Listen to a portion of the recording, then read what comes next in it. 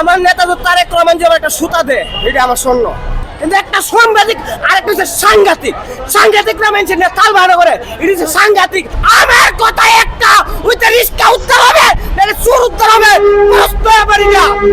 কথা একটা, আমি কোনো মোবাইল চালাই না বললাম।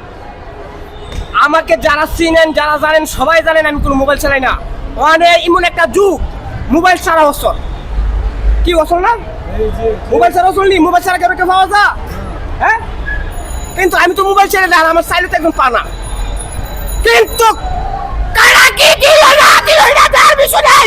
আমার কথা একটা, ওইটা রিস্কা উত্তর হবে নাহলে চোর উত্তর হবে, প্রশ্ন পারি না।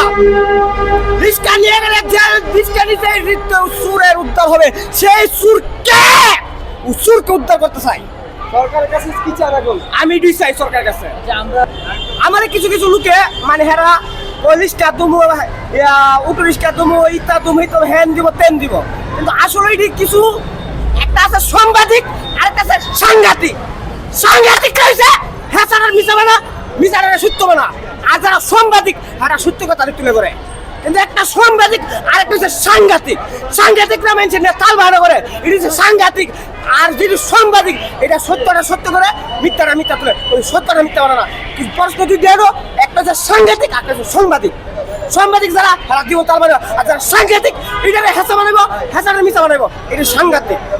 কোন নেতা কি আপনাকে আশ্বাস দিয়েছে রিক্সা দেওয়ার মতো? নেতা আশ্বাস দিয়েছে?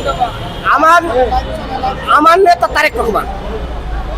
আমার নেতা তারেক রহমান, আমার নেতা তো তারেক রহমান যেমন একটা সুতা দে, এটা আমার স্বর্ণ।